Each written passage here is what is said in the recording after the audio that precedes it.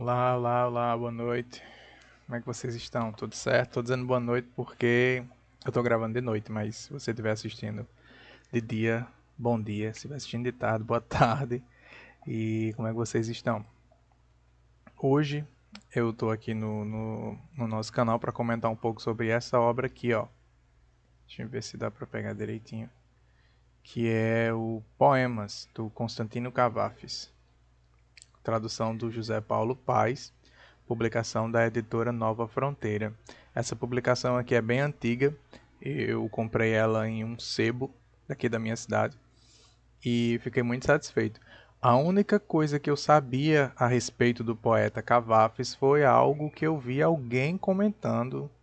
Vou pedir desculpa porque eu não vou lembrar exatamente se foi essa pessoa, então não vou citar aqui, mas eu acho que eu ouvi alguém comentando. Depois de eu saber, de eu ter escutado esse comentário, eu tive conhecimento de alguma forma que o romance do Coetzee, do sul-africano Coetzee, A Espera dos Bárbaros, era inspirado, o título era inspirado no... Aqui não vai dar pra ver. A Espera dos Bárbaros, não fica... Bom, existe um poema nessa coletânea chamado A Espera dos Bárbaros, que é o título de um dos romances do Coetzee, que provavelmente deve ter uma relação aí. Eu não li nenhum canto, eu não li esse romance do Coetzee, mas ele está na minha lista de desejados. Então, o Cavafis, ele é um poeta grego que viveu ali por volta do século... Ele morreu em 35, se eu não me engano. Deixa eu só conferir aqui. O Cavafis, ele nasceu em 1863 e morreu em 1933. Ele foi um poeta grego, inclusive a temática do, da, dos valores gregos e das narrativas gregas estão muito, muito presentes na poesia dele. Isso é muito importante porque uma das coisas que me trouxe a certeza de que eu voltaria para esse livro posteriormente é porque ele, não é que ele exija, mas ele tem uma relação muito forte com a tradição narrativo-literária grega. E ele faz menção a muitos personagens mesmo.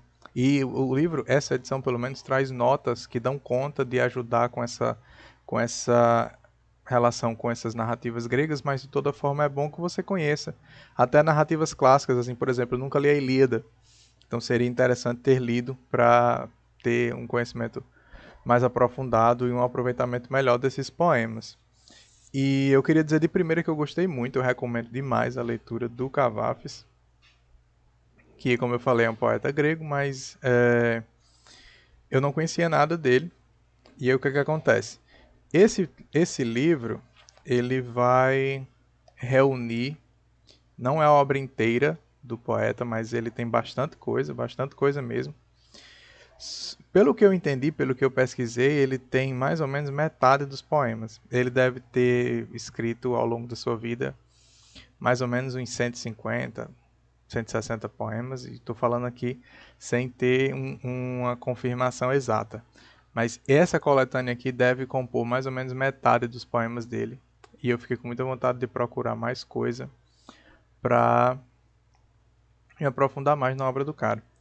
E aí eu fui separando aqui, enquanto eu ia lendo, alguns dos temas mais recorrentes que me chamaram mais atenção. Não vou comentar todos os textos, mas alguns que chamaram mais atenção. Então, eu vou dizendo os nomes dos poemas e vocês podem pesquisar na internet em outro momento para darem uma lida completa. Alguns poemas são um pouquinho maiores do que outros, mas normalmente são poemas curtos. Eles não vão passar aí de mais do que 2, 3 páginas no máximo. A maioria deles nem isso, a maioria deles é só uma página, então é bem tranquilo mesmo de ler. Na minha opinião, a única coisa que pode trazer uma certa dificuldade é essa relação com a tradição das narrativas gregas, que, como eu falei, eu não tenho muita leitura, praticamente nenhuma, principalmente direta desses autores e dessas obras, então isso dificulta um pouco.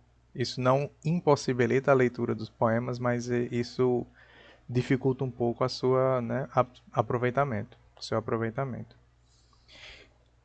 Então, um dos temas que o Cavafis vai tratar nesse livro é sobre a questão do desejo, a temática do desejo. É muito, muito recorrente em vários dos poemas. Você vai ver que desses temas que eu vou trazer aqui, que não são muitos, são coisas de uns 5, 6 temas, eles estão gravitando ali em torno de vários dos textos dele. Isso é um dos pontos muito interessantes, porque é como se ele tivesse ali os seus temas importantes sobre os quais ele gosta de tratar, e esses temas estão sempre voltando.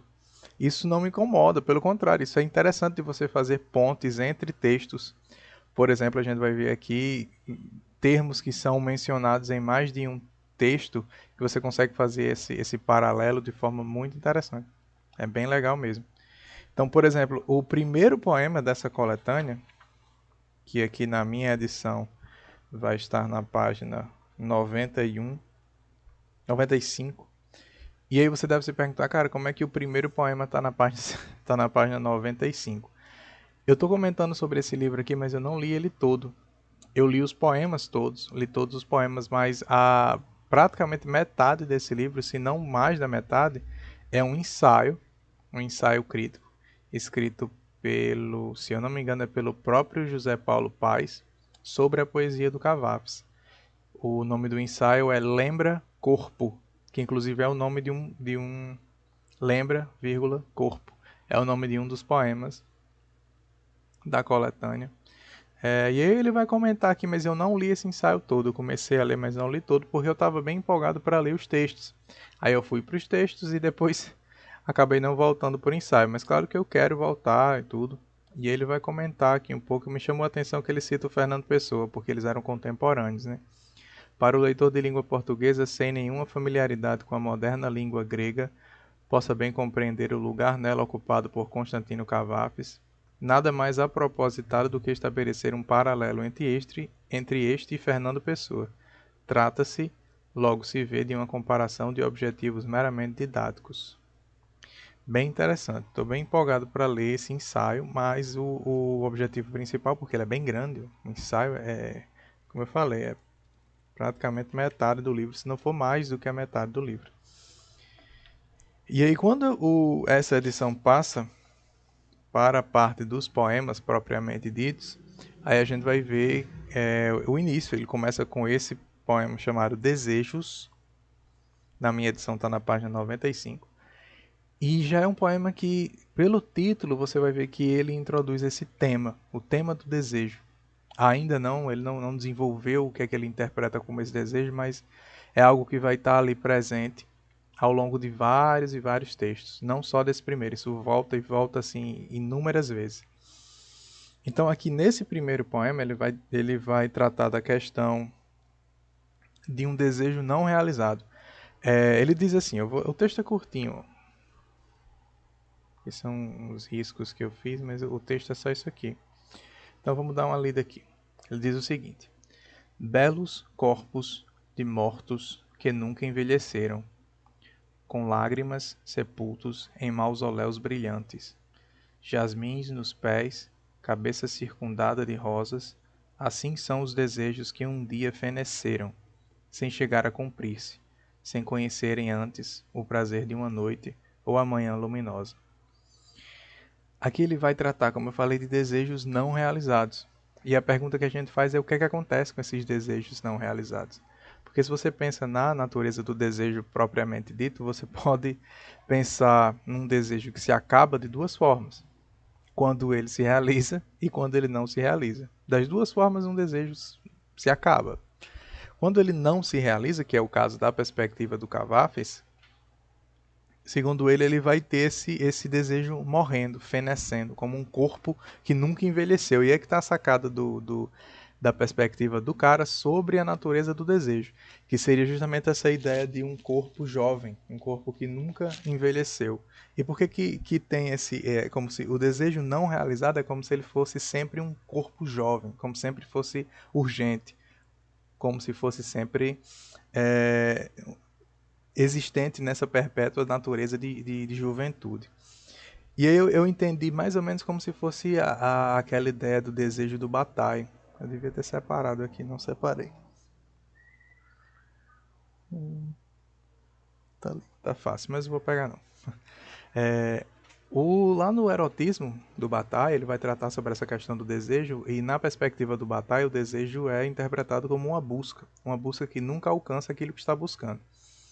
E aí, partindo dessa ideia, um desejo não realizado é também uma busca não realizada. Isso é muito interessante, porque é como se o desejo sendo um corpo perpetuamente jovem, ou seja, que nunca vai envelhecer, ele está sempre na urgência, está sempre na busca, está sempre na energia. Essa energia, enquanto tema, é muito importante também para a poesia do Cavafis, como a gente vai ver mais para frente. Beleza? Então, para o Cavafis, o desejo é um desejo não realizado, é um desejo morto. É um desejo que poderia ter desenvolvido a sua natureza como um jovem morto, mas não fez. Então ele abre essa coletânea. Essa coletânea abre com essa temática, essa angústia, essa sensação de busca não realizada, né, de desejo não cumprido. Outra temática que vai aparecer também bastante recorrente, eu estou olhando para a tela porque eu não me acostumo a ficar olhando assim para a câmera. Mas eu tenho que corrigir isso. Mas por enquanto, porque eu estou olhando com a tela aberta aqui, com as anotações, eu acabo olhando para a tela. Mas enfim, não vem ao caso, relevem. Outra temática que o Cavafis também vai trazer é a questão da morte. A morte é um tema bem recorrente na poesia dele. E isso vai aparecer, por exemplo, no poema Prece. E esse é muito massa. Todos são, mas esse é muito legal. Porque ele traz uma imagem muito forte para a ideia de morte. E ele começa da seguinte forma, vou ler também o poema. Os que eu achar que não vai ser muito enfadonho ficar lendo, eu vou ler. Então vamos lá. O poema diz o seguinte: Um marujo o abismo do mar guardou consigo. Sem de nada saber, a mãe coloca um círio, aceso diante da Virgem, um longo círio, para que volte logo, a salvo dos perigos. No bramido dos ventos põe o seu ouvido, mas enquanto ela reza e faz o seu pedido, sabe o ícone a escutá-la, grave, com pesar, que o filho que era espera nunca há de voltar. Como eu falei, a temática da morte, mais uma vez, de certa forma, associada à juventude. E o legal, a imagem a qual me refiro, que ele falou, é o mar guardou consigo. O marujo que morreu no mar, ou seja, o mar o guardou consigo. Essa imagem é muito forte, muito bonita, muito interessante também. E para a cultura grega, ela tem uma eloquência muito forte. Isso é muito massa mesmo. E aí o que é que acontece? Você tem aqui uns pontos de valor, né? Você tem a mãe que está rezando, tem o filho que se perdeu no mar o guardou consigo, e tem a imagem da Virgem, a presença da religião bastante forte aqui. E o que é que acontece? O poema meio que coloca uma consciência nessa imagem, que é só um ícone, é só uma imagem, mas o poema coloca uma consciência nela quando ela faz assim, ó, sabe o ícone a escutá-la, grave com pesar, que o filho que ela espera nunca há de voltar. E aí a gente se pergunta se, tipo, cara, tipo assim, como é esse saber da imagem, tá ligado? Como é esse saber? A imagem, no caso aqui a santa, sabe que o filho não vai voltar por causa da clarividência da santa ou por causa da situação que já está óbvia? Tipo assim, talvez esteja demorando demais ou algo do tipo. Foi o tipo de viagem que eu fiz quando eu estava lendo isso aqui. Então, tipo assim, o fato dela saber, o fato da Virgem, enquanto imagem, enquanto ícone, saber do destino do filho da mulher, cara, isso implica dizer que ela tem alguma relevância, alguma interferência nesse destino? Ela poderia ter? E aí você tem aquela imagem muito interessante, muito presente no catolicismo, da interferência do santo junto a Deus, né? Não sei se era exatamente esse o propósito, o projeto do Cavafis, mas a ideia que veio na minha leitura foi essa. Isso eu acho muito interessante, mesmo assim. Então eu fiz algumas anotações aqui sobre essa questão, porque é o seguinte: quando o sujeito está rezando diante de uma imagem, diante de um santo, sobretudo no catolicismo, o que ele está querendo é uma intervenção do santo em relação a Deus, ou seja, está pedindo, é tipo assim, olha, eu conheço alguém que conhece o cara, Então, se eu pedisse alguém para falar com o cara, talvez vai ser mais fácil eu desenrolar essa questão aqui que eu quero desenrolar. Então, é mais ou menos por aí. Isso é uma imagem muito rica, muito cara para a sabedoria católica. Isso é muito massa. Só que é também interessante ver a imagem da santa como uma companhia, como uma espécie de interlocutor ali para aquela angústia daquela mulher. Então é como se ela, tipo assim, na santa ela pode confiar. A santa não vai julgar ela. Ela pode passar a prece dela para a santa, mesmo que seja indiretamente direcionada a Deus, porque a santa não vai julgar. A santa vai servir como uma espécie de interlocutora. Isso é bem legal. Isso é bem interessante. Ou seja, é como se estivesse ali desenvolvendo um diálogo, uma conversa. Ainda que a santa fique em silêncio, ele fala, sabe o ícone a escutá-la, grave, com pesar. Ou seja, ela está respondendo, a consciência dela responde e interpreta a angústia daquela mulher que está esperando o filho voltar, né? Isso é muito massa. Então, tipo assim, eu fiquei pensando, qual é a potência, o que é que pode um ícone diante do sofrimento de alguém se não compartilhar esse sofrimento enquanto companhia, enquanto diálogo mesmo, sabe? Enquanto uma forma de diluir a angústia. Isso é massa porque tá aqui nas entrelinhas de forma muito, muito, muito sutil. Eu achei muito massa mesmo. Outro tema, que esse também aparece demais em vários, e toda vez que aparece é massa, não estou reclamando, é maravilhoso, é a questão da nostalgia. Nostalgia aqui no sentido de angústia mesmo, angústia de um tempo que passou e que está perdido. Ou seja, o cara ele está numa idade mais avançada, escrevendo o poema, refletindo por meio da memória sobre um tempo que passou e que se perdeu, e do qual ele não pode tirar mais nada a não ser a recordação nostálgica e muitas vezes angustiada. Então, isso aparece em dois poemas que são incríveis, muito massa mesmo. E eu vou mostrar aqui para vocês. Os dois são chama-se Um Velho, o primeiro, e o outro chama Sirius. Sirius aqui é a imagem daquela vela comprida. E aí o que é que acontece? Os dois poemas, tanto Um Velho quanto Sirius, todos os dois refletem essa questão da velhice, mas a velhice como uma reflexão sobre o tempo que passou e o tempo que você não pode mais retomar, certo? E aí ele vai dizer o seguinte: no poema O Velho, o tema da nostalgia ele vai aparecer, e é interessante que ele fala aquela questão ele tem uma reflexão muito massa sobre aquela ideia do jovem de deixar as coisas para o outro dia porque tem tempo. E aí tem esse trecho aqui que eu vou trazer aqui para vocês, abre aspas, ele fala assim: imerso na velhice aviltada e sombria, pensa quão pouco desfrutou as alegrias dos anos de vigor, eloquência e beleza. Sabe que envelheceu bastante, vê, conhece. No entanto, o seu tempo de moço lhe parece ser ainda ontem. Faz tão pouco, faz tão pouco. Medita no quanto a prudência dele rira, em como acreditara sempre na mentira. Tu deixa para amanhã, há tempo. Que louco. Aí termina desse jeito essa citação. Muito massa, que louco, exclamação. É quase como uma ironia, né? Tipo assim, olha, pô, você achava que tinha tempo e olha aí o tempo que você tem. Não tem mais nada, né? Daí fica essa angústia do velho refletindo sobre o tempo que passou. Isso é muito assim forte, cara, muito forte porque tem uma proximidade, a gente percebe que tem uma proximidade com a própria consciência, com a própria relação do poeta com a sua idade. E a questão da idade é muito forte aqui, principalmente os 25 anos. Ele tem uma bronca com os 25 anos, que é bem. Ele fala diversas vezes em personagens que estão na flor da idade dos 25 anos. É bem recorrente isso. Então, esse tema da angústia, né, da nostalgia, tipo assim, olha, era uma mentira achar que podia deixar para o outro dia, que agora você tá lá.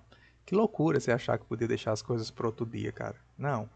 Ao mesmo tempo ele tá dando uma espécie de empurrão assim para você, né, acordar para a vida e fazer as coisas que você quer fazer enquanto você tem tempo. E por outro lado ele tá mostrando que se você não fizer no futuro você vai se arrepender. É bem legal. Ele não faz isso lógico que em tom de tipo assim, nada muito receita ou coisa do tipo, mas ele faz num tom de beleza, sabe? De um tom muito sublime, muito reflexivo. Apesar dessa ironiazinha do que louco, né, que dilui um pouco a solenidade do poema, mas continua muito massa. E o outro, por sua vez, também traz essa questão muito marcada, que tipo assim, aqui você vai ver que tem uma contradição inerente, que é o seguinte: apesar do tempo passar rápido, ele parece que não está passando. Isso é uma reflexão que está lá no A Montanha Mágica também. A Montanha Mágica é um livro meio unicórnio para mim, porque eu já comecei a ler 2 vezes e ainda não deu certo. Conversando com Darwin, lá do Seleção Literária, ele falou algo parecido também, que tinha tentado, acho que mais de uma vez, e ainda não tinha dado certo. Comigo tá do mesmo jeito. Eu vou tentar uma terceira, porque é um livro que eu sei que vale a pena e que em algum momento ele faz essa reflexão sobre o tempo, a passagem do tempo, e é fascinante. Eu não vou lembrar exatamente o que ele fala, mas é algo nesse sentido de que tem duas perspectivas de passagem de tempo, a curto prazo e a longo prazo. E tipo, quando você faz muitas coisas, ou seja, quando você aproveita a juventude, e quando você não aproveita. E aí ele vai desenvolver isso de forma muito aprofundada e é sempre muito legal. Só que eu não sei porque eu estava adorando o livro nas 2 vezes e mesmo assim eu não concluí. Então, essa questão que aparece no velho do faz tão pouco, ela retorna no outro poema seguinte, o Sirius, justamente na imagem da vela. E ele, nesse poema Sirius, ele vai passar uma imagem muito, muito massa, que é a imagem dos dias, como se fosse uma sequência de velas que vão se apagando. Então, elas estão acesas, quando a vela se apaga, significa que o dia passou. E aí você tem à sua frente uma fileira de velas acesas e nas suas costas uma fileira de velas apagadas. A questão aqui nesse poema Sirius é a angústia que o cara sente em olhar para a fileira de filas apagadas crescendo, crescendo, crescendo, enquanto a outra fileira da frente vai só diminuindo. Quer dizer, é uma puta de uma reflexão muito massa sobre a passagem do tempo, da angústia de perceber que as coisas estão passando e que se você não interferir na sua relação com essas coisas, elas vão passar do mesmo jeito, quer você queira, quer não. Então ele diz assim, deixa me ver. Os dias idos ficaram para trás, triste fila de círios apagados. Os mais próximos ainda fumaceiam, círios pensos e frios e derretidos. Não quero vê-los, que me aflige o seu aspecto, aflige-me lembrar a sua luz de outrora. Contemplo adiante os meus círios acesos. Não quero olhar para trás e trêmulo notar como se alonga depressa a fileira sombria, como crescem depressa os círios apagados. Quer dizer, é bem parecido, porque por um lado, quando ele olha para trás e vê a fileira de círios apagados como os dias que passaram, isso tem uma conexão muito grande com um velho do poema anterior, que olhava para trás e descobria que aquela ideia do dá tempo, posso fazer no próximo dia, tem tempo, era uma mentira, era uma loucura. Então é uma angústia parecida. No caso dos círios, ele decide que quer olhar para frente, mas ele não se livra da angústia, da nostalgia dos dias e do tempo perdido. Cara, isso é muito fascinante. Muito massa mesmo. Muito, muito, muito, muito massa mesmo. Esses daqui foram um dos que mais me despertaram, assim, admiração por esse cara. Muito massa mesmo. Muito massa. E eu quero ler as outras coisas dele também. Outro tema que também tá. Ainda não é nem outro tema, assim. A questão da nostalgia e do tempo perdido. Nesses dois poemas está muito associado com a ideia do tempo, mas em um deles, um velho, está associado com a ideia de velhice. E a temática da velhice volta em outros poemas também, como no poema A Alma dos Velhos, que na minha edição está lá na página 101, que é curtinho, esse aqui eu posso ler todinho, que diz o seguinte, abre aspas. Dentro de velhos corpos perecíveis, a alma dos velhos tem morada, os sofrimentos da coitada, a vida mísera. No entanto, como a temem perder, amam-na tanto, com a contraditória, aflita, tragicômica alma que habita suas velhas carcaças consumíveis. Caralho, que massa. Isso é muito massa. Isso é muito massa. Muito, muito, muito, muito, muito massa.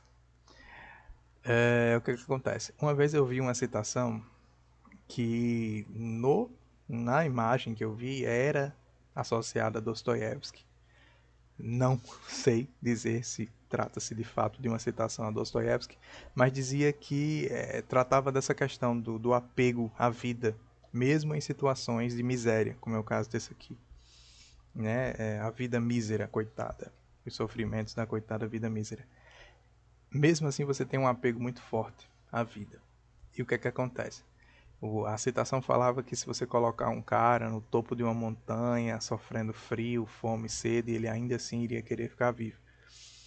Porque tem essa questão do apego à vida, que é o que ele fala aqui. Que isso tá lá desde o Hamlet, isso vem presente, né? Por que, que você vai aguentar os achincalhes se você pode acabar com tudo isso, com toda a angústia, com um simples punhal, ele fala. E aí o que que acontece? É a mesma brisa, é a mesma angústia, é a mesma reflexão que o Hamlet faz. Quando ele se pergunta, quando ele reflete aqui e fala, no entanto, como a temem perder. Quer dizer, você tem ali um corpo perecível, uma vida miserável, e no entanto você ainda tem muito medo de perdê-la. Isso me lembrou uma citação, eu anotei aqui, uma citação curtíssima, nem é muito essas coisas todas, mas é uma citação lá do Partículas Elementares, que eu anotei aqui, coloquei aqui Partículas Elementares. Quando eu li esse livro, eu estava lendo Partículas Elementares, que me impressionou muito. Você não viu o vídeo? Eu fiz 2 vídeos sobre Partículas Elementares, estão aqui no canal. E o que acontece? Tem esse trecho que o cara fala assim: um homem, vítima da crise dos 40, pede apenas para viver mais um pouco, quer justo uma pequena prorrogação. E é justamente isso, é tipo assim, olha, você não está numa situação legal, mas mesmo assim você quer continuar. Isso é como ele fala, contraditório e tragicômico. O Wolbeck ri disso, aqui ele também ri disso, mas dizer que você está rindo disso não exclui a possibilidade de você estar passando pela angústia de experimentar, ou de passar por isso. Então, é contraditório justamente nesse sentido. Consegue ser trágico e cômico ao mesmo tempo. Cara, é muito massa. Porque, tipo, a pergunta aqui é por que, mesmo no sofrimento, a pessoa ainda quer continuar com essa mesma fio, com essa mesma linha de círios que vão se apagando ao mesmo tempo. Você vê a fileira atrás de você ficando maior e a fileira da frente ficando menor, e mesmo assim você quer continuar. E não tem resposta, cara. Essa é a reflexão, não tem resposta desde Hamlet, você acha que vai ter agora. Então, é muito, muito, muito, muito massa. Muito massa mesmo. Para dizer que é muito massa, que eu tô ficando repetitivo. É, Aqui você tem questões, por exemplo, como uma coisa que você pode se perguntar é: você está nessa insistência por amor à vida ou por medo da morte? Que é a reflexão que o Hamlet faz. Que dá para ser feita aqui porque trata-se de, como ele fala, de um corpo perecível, de uma vida miserável. Ou seja, pode ser que o cara não esteja simplesmente exercitando o amor à vida, mas ele possa estar simplesmente sofrendo o efeito do medo da morte. Isso aí tem essa contradição bem marcada também, não é? E é isso. Aqui mais uma vez. E agora eu vou falar sobre alguns poemas avulsos, antes de tratar do último tema especificamente. Alguns poemas que me chamaram a atenção de forma mais assim, solta, sem muita relação entre um e outro. Na página 105 da minha edição tem o poema Muros. Muros. Que ele traz uma questão que dialoga um pouco, de certa forma, com aquela mesma questão de um velho e do Sirius, né? Que ele vai dizer o seguinte, no Muros, abre aspas: sem cuidado nenhum, sem respeito nem pesar, ergueram à minha volta altos muros de pedra. E agora aqui estou, em desespero, sem pensar noutra coisa. O infortúnio a mente me depreda. E eu que tinha tanta coisa por fazer lá fora. Quando os ergueram, mal notei os muros, esses. Não ouvi voz de pedreiro, um ruído que fora. isolaram-me do mundo sem que eu percebesse. Percebe que ele tem uma relação com aquela mesma questão de um velho e de os sírios, principalmente quando ele fala assim: e eu que tinha tanta coisa por fazer lá fora. Quer dizer, isso aqui, essa metáfora do muro que se constrói, que eles construíram o muro, ela pega bastante nessa questão do tempo também. Porque para se construir algo demanda uma passagem de tempo. E nessa passagem de tempo ele não percebeu o que foi acontecendo ao redor dele. Esse muro metafórico dialoga muito com a questão lá do velho que achava que podia aproveitar e quando tentou não tinha mais como. Porque já tinha um muro que separava ele do mundo e da realização das suas possibilidades. E aí, cara, quando ele fala isso, tem uma relação direta com aquelas questões.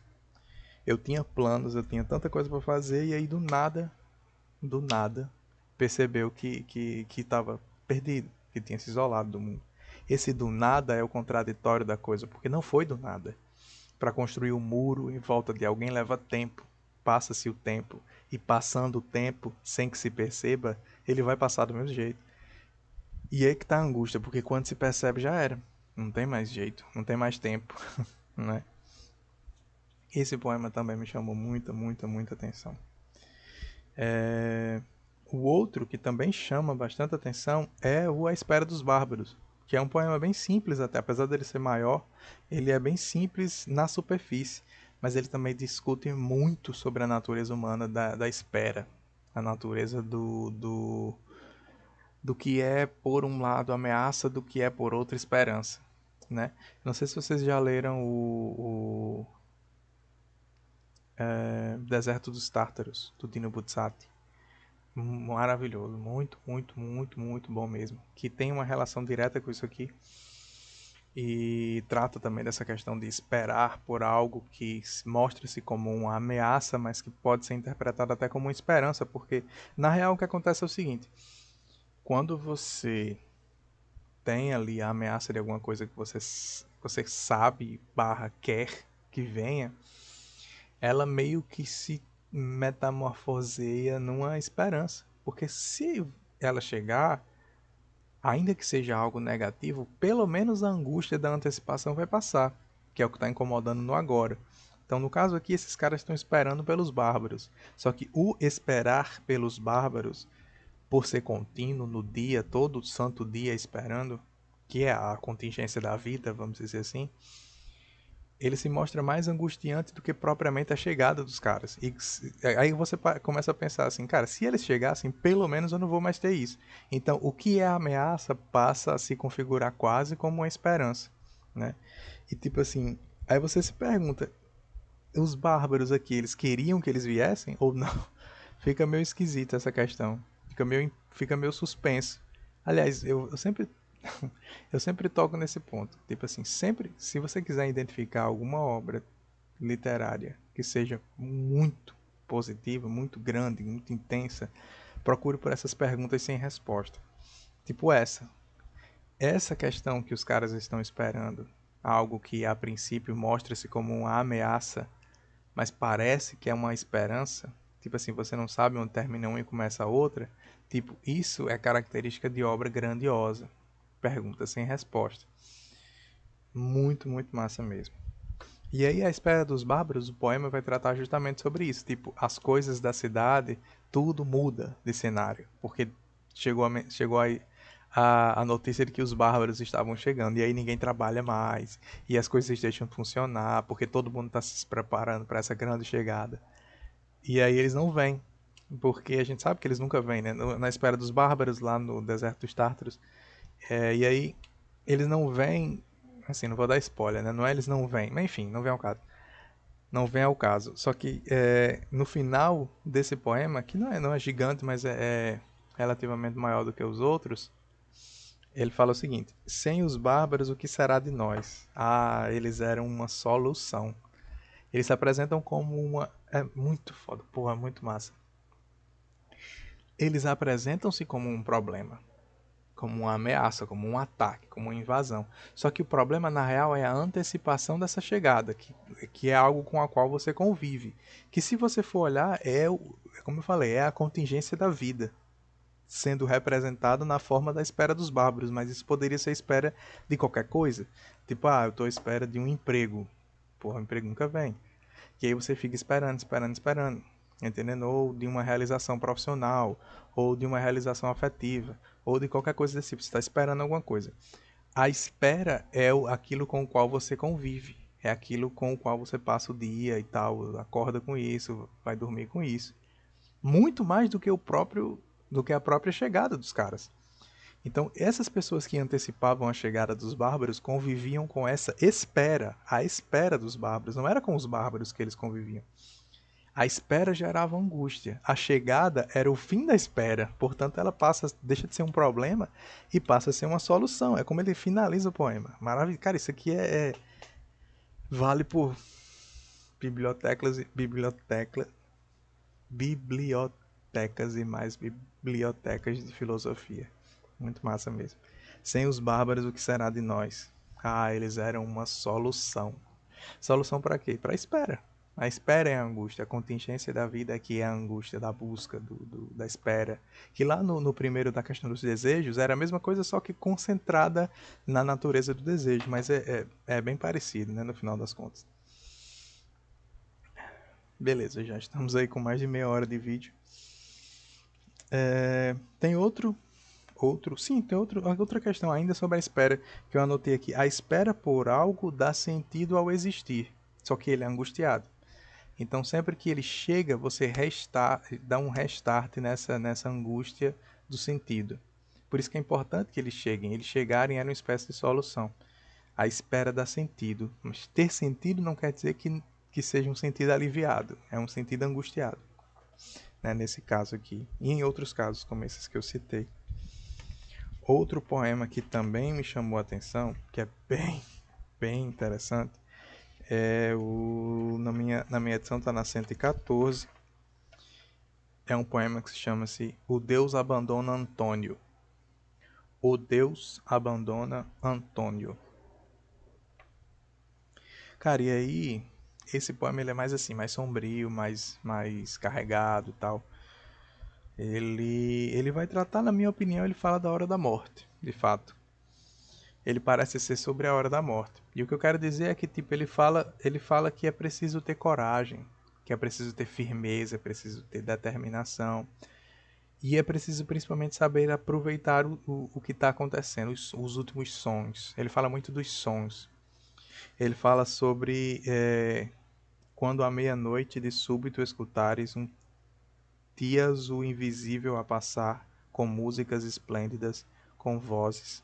A tua fortuna que se rende, as tuas obras que malogram, os planos da tua vida que se mostram mentirosos, não os chores em vão. Ou seja, tipo, aproveite, pelo menos se você está vivendo toda essa. Aí amarra com tudo aquilo, né? Do velho que olhava para trás e via que era uma mentira. A ideia do há tempo, deixa para amanhã porque tem tempo, que louco. Isso amarra também com a angústia do cara que olhava para trás e via as velas se apagando e se apagando e se apagando.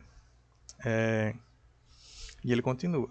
Como se pronto há muito tempo, corajoso, diz adeus a Alexandria, que de ti se afasta, como as velas que vão se apagando, né? Se afasta.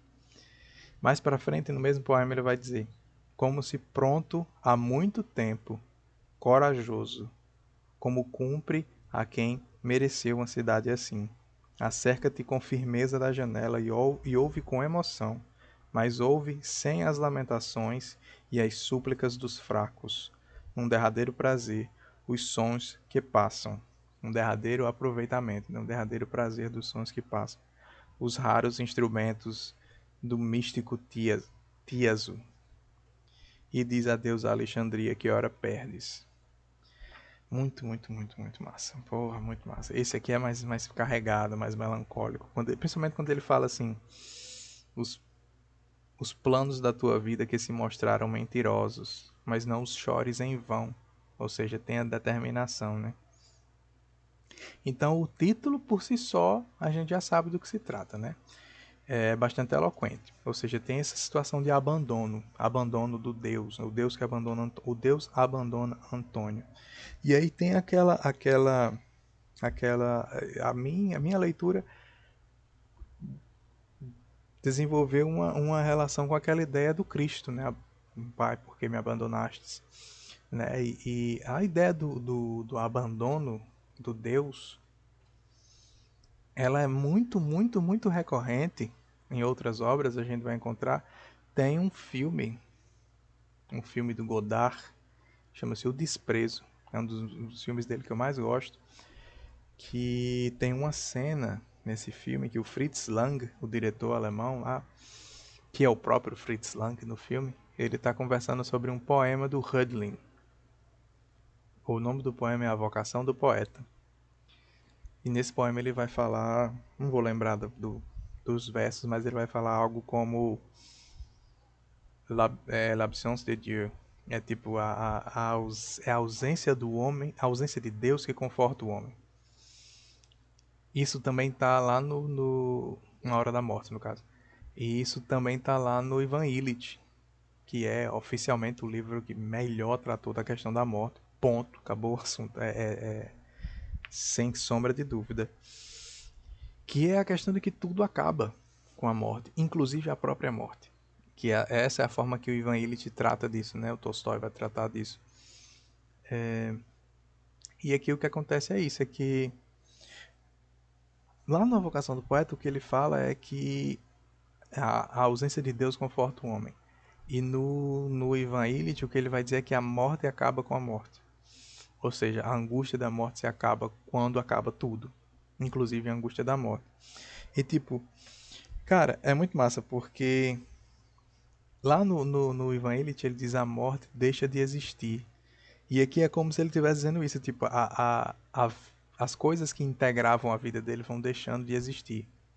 A Alexandria vai ficando para trás, a Alexandria vai se afastando. Dialoga também com aquela questão das velas que vão se apagando, que vão ficando para trás. E tipo, é massa, eu gosto porque ele traz a questão da coragem.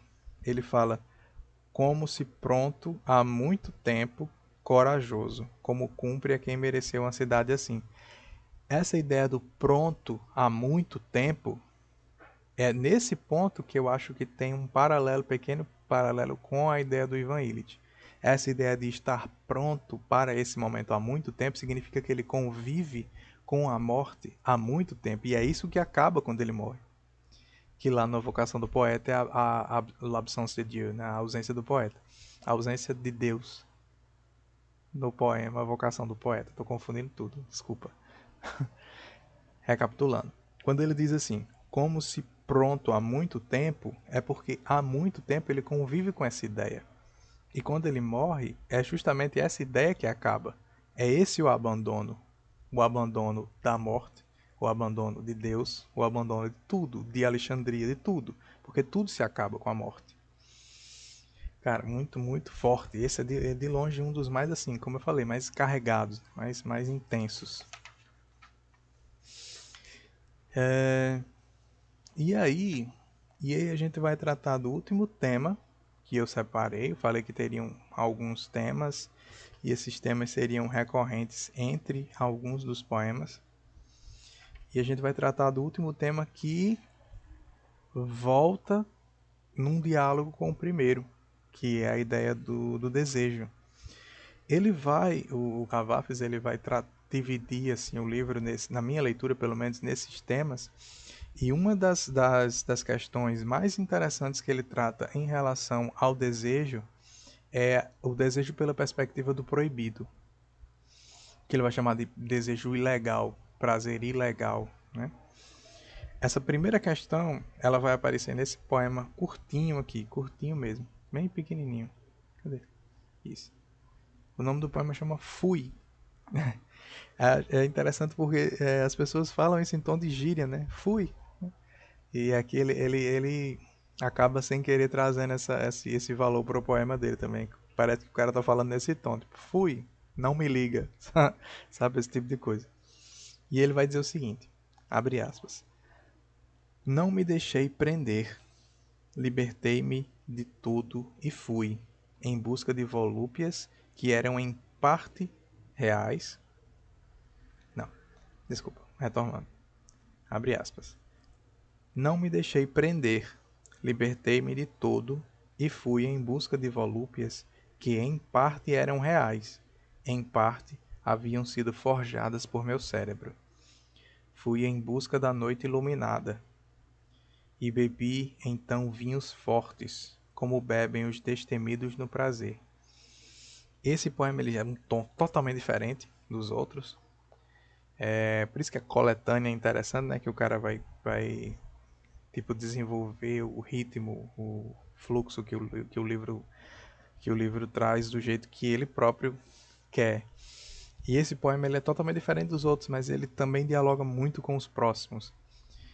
Que é essa questão do... Ele traz algumas coisas aqui. Ele traz a ideia do desejo, mas ele traz a ideia do desejo também como algo que demanda uma certa libertação. Ou seja, a natureza do desejo ao qual ele se refere está ligada a um tipo de aprisionamento, de proibição, que precisa ser libertada, da qual o sujeito que deseja precisa ser libertado para que possa exercer esse desejo.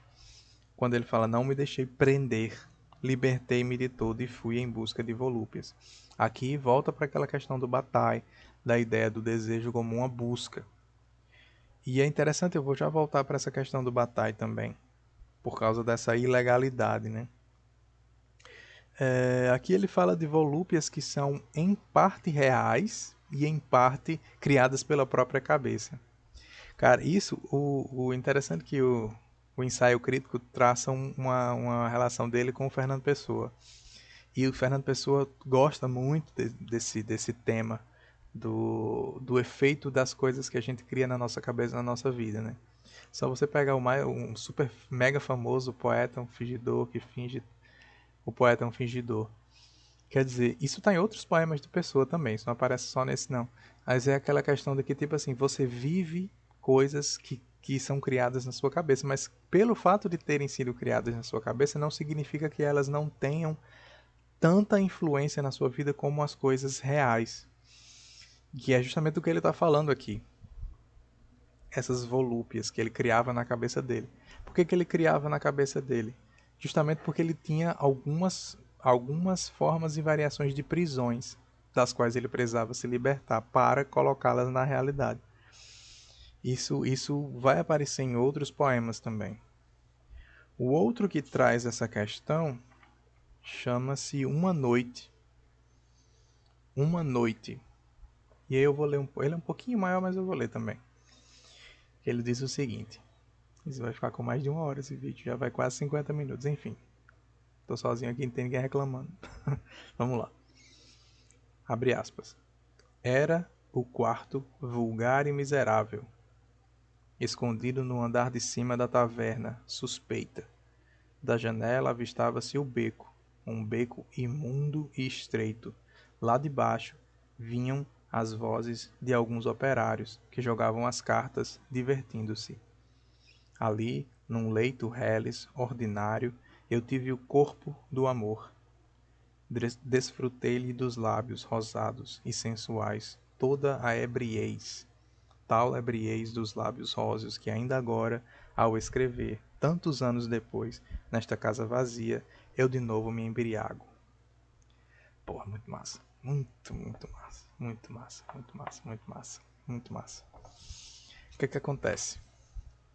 Aqui você tem alguns elementos, sim, muitos elementos, alguns não, né? Muita coisa, muita coisa, muita coisa. Se ele tivesse escrito poemas só nessa vertente, já seria incrível. Vendo quando eu comecei o vídeo dizendo que esse poeta era fascinante, porque esse cara, porra, é muito massa. Vamos lá. Primeiro tem a ideia da ilegalidade, né? Quando ele vai falar assim alguns elementos, tipo, o quarto era escondido, era uma taverna suspeita, era vulgar e miserável. E aí você tem um tom muito... Ele abaixa o valor da coisa, meio que num julgamento moral, né? É algo muito ruim, vulgar, miserável. E era justamente nesse local, vulgar e miserável, escondido e suspeito e sujo e tipo assim, imundo, estreito, é justamente nesse local que ele teve o corpo do amor. Repara que ele fala o corpo do amor. ou seja, é uma materialização, é um corpo, é algo que você consegue encostar, né? E aí é, é legal essa ideia do amor como algo normalmente sublime encontrado em algo extremamente baixo, miserável, sujo, né? Ou seja, o alto e o baixo completamente habitando aqui de forma muito, muito harmônica. E isso é interessante porque ele acessa esses valores através da memória. Ele vai dizer que se lembra disso agora, muitos anos depois. Sempre aquela mesma noção da nostalgia, do tempo que passou, e agora ele revive por meio da memória, né? Essa questão do quarto como expressão do desejo do poeta, isso é recorrente, ele aparece em outros pontos, em outros poemas que eu acabei não falando, mas lembra um pouco do Lavoura Arcaica, do Quarto Catedral, do André. Lá no Lavoura Arcaica tem essa questão bastante forte também. O quarto ele é escondido, ele é suspeito, ou seja, ele é da ordem do ilegal. Isso vai voltar em outros textos também. E aqui a memória é tão intensa, ela é tão forte que ela faz com que o cara reviva, ele fica embriagado novamente da embriaguez dos lábios aos quais ele teve acesso no evento passado, que ele agora está se lembrando enquanto escreve. Tem uma ponte de tempo que amplia tudo, que deixa tudo muito maior, muito mais intenso. Essa ponte de tempo é estar escrevendo no tempo presente por meio da memória sobre algo que passou há muitos anos, ou seja, tem um peso temporal muito forte. Isso é muito, muito, muito massa, muito massa. Cara, muito legal mesmo. E aí, como eu falei que é da ordem do ilegal, isso retorna em outros poemas. Deixa-me ver. Ele chama, inclusive, de prazer ilegal.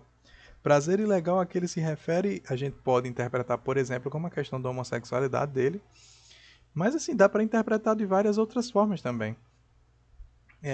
Ele fala, por exemplo, no poema Na Rua. Vamos ver aqui, na 134. Na Rua, ele vai dizer o seguinte. É só um trecho do poema, não é o poema todo. Ele diz assim: sem rumo certo, vagueia pela rua, como se hipnotizado pelo prazer ilegal, o prazer tão ilegal que ainda há pouco desfrutou. Aqui ele fala diretamente, né? Prazer ilegal, ele está dentro da ilegalidade.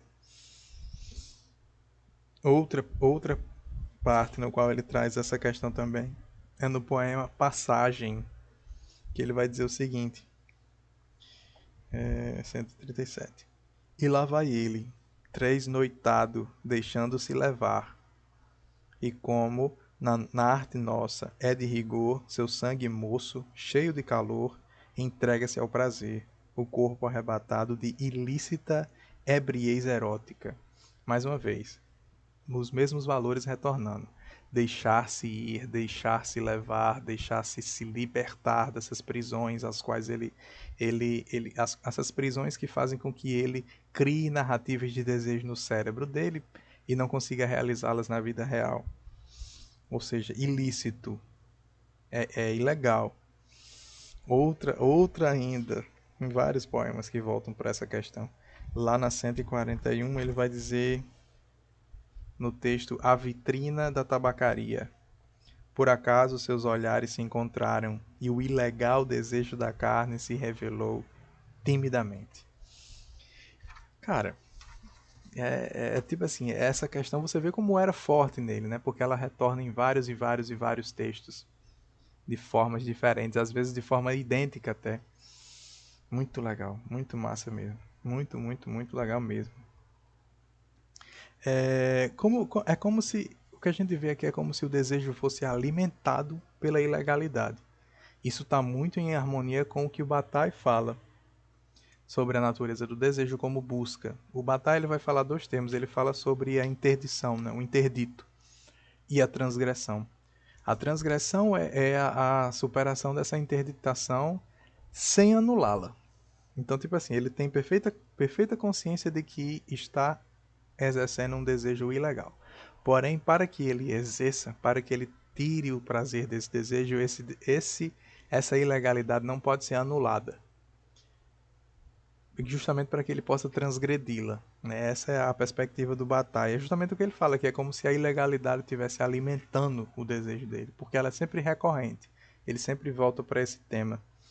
É preciso manter a transgressão. A transgressão aqui, no caso, pode ser legal, tipo de lei mesmo, pode ser moral, porque ele fala, né, que estava na sujeira, no escondido, no quarto suspeito da taverna, no beco escuro, miserável, sabe? E isso tá bem assim, numa questão de interdição moral. Não é algo que é, tipo, correto, entre aspas, entre muitas aspas, né, de ser feito. E essa consciência da ilegalidade é justamente o que motiva o desejo. Isso é o mais fascinante da coisa, porque tá ligado com aquela questão do corpo do amor encontrada no beco miserável e imundo, né?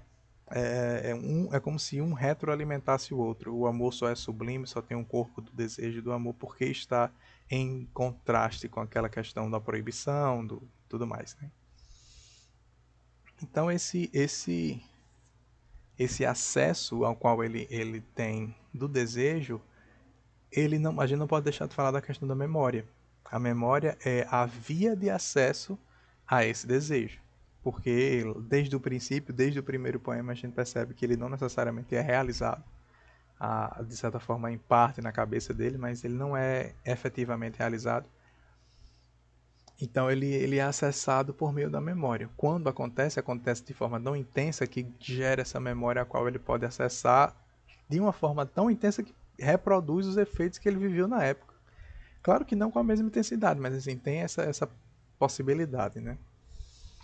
Então, outro poema que traz essa questão também, lá na 144, é o poema que dá título ao ensaio, que tem aqui o ensaio crítico, que chama-se Lembra Corpo, que aí traz essas duas questões que eu falei anteriormente. A questão do desejo, interditado, né, pela ilegalidade, e a questão da lembrança, ou seja, lembra, corpo, lembrança, desejo. E ele vai dizer o seguinte: lembra, corpo, não só o quanto foste amado, não só os leitos onde repousaste, mas também os desejos que brilharam por ti em outros olhos, claramente, e que tornaram a voz trêmula, e que algum obstáculo casual fez malograr. Ou seja, dialoga diretamente lá com o primeiro, né, que dos desejos não realizados. Ele fala algum obstáculo casual fez malograr, ou seja, uma interdição, um interdito, algo que bloqueou a realização desse desejo, tornando-o ilegal ou pela própria ilegalidade da natureza desse desejo ele não pode ser realizado. Enfim, então o que você tem aqui é mais ou menos isso, é lembrar de uma juventude perdida, a lembrança de um evento muito forte, mais um desejo não realizado nessa juventude vai gerar angústia, que é justamente a angústia que movimenta esses poemas, entende? Então, isso fica muito, muito forte ao longo de todos os poemas. E por último, já me encaminhando para o final do vídeo, essa questão, ou seja, essa é quase uma equação do jeito que eu coloquei aqui. Lembrança da juventude perdida, angústia, nostalgia, mais um desejo não realizado nessa mesma juventude, por meio da memória, movimenta esses poemas, gera a angústia que movimenta esses poemas. Isso fica evidente lá na 147, no poema Compreensão, que é o último que eu vou comentar aqui, que eu vou ler ele na íntegra. Vai passar de 1 hora, mas enfim. Os anos da minha juventude, a vida de prazeres, como lhes vejo agora o sentido, claramente. Os remorsos que inúteis, que supérfluos. Mas eu não enxergava então seu sentido. Foi na devassidão dos anos juvenis que os desígnios da minha poesia se formaram, que se esboçaram os contornos de minha arte. Bem por isso os remorsos não eram pertinazes, e a decisão de dominar-me, de mudar, durava, quando muito, 1 semana. Quer dizer, aqui você tem mais uma vez o peso do tempo, de estar escrevendo hoje sobre algo que o motivava no passado e que agora você compreende de forma muito mais eloquente, mas que nem por isso deixa de gerar a angústia que movimenta a escrita desse poema, né? E aí é massa porque volto para aquela questão, né? Tipo, a angústia que movimenta esses poemas, aquela equação, né, que eu falei. A juventude, a nostalgia, os desejos não realizados, somados justamente a esses desejos não realizados nessa mesma juventude, vai gerar essa angústia que movimenta esses poemas. E que é o que o próprio poeta associa a ter movimentado a arte dele. Então, pessoal, é isso que eu trouxe para hoje. Eu trouxe aqui um comentário sobre o Cavafis, mais sobre alguns poemas do Cavafis do que sobre o poeta em si. Obviamente eu quero ler o ensaio, eu fiquei empolgado para comentar sobre ele, acabei não lendo. Mas por enquanto fica aqui a minha dica desses poemas que são fascinantes. Eu quero muito ler mais coisa dele. Eu sei que tem outras coletâneas dele por aí. Eu vou acabar comprando alguns poemas repetidos, mas eu não vou deixar de procurar. Beleza? Fica aqui a minha recomendação da poesia do Cavafis, Constantino Cavafis, e a gente vai ficando por aqui. Não se inscreve, se inscrever aqui no canal. E é isso. Valeu, até mais. Tchau.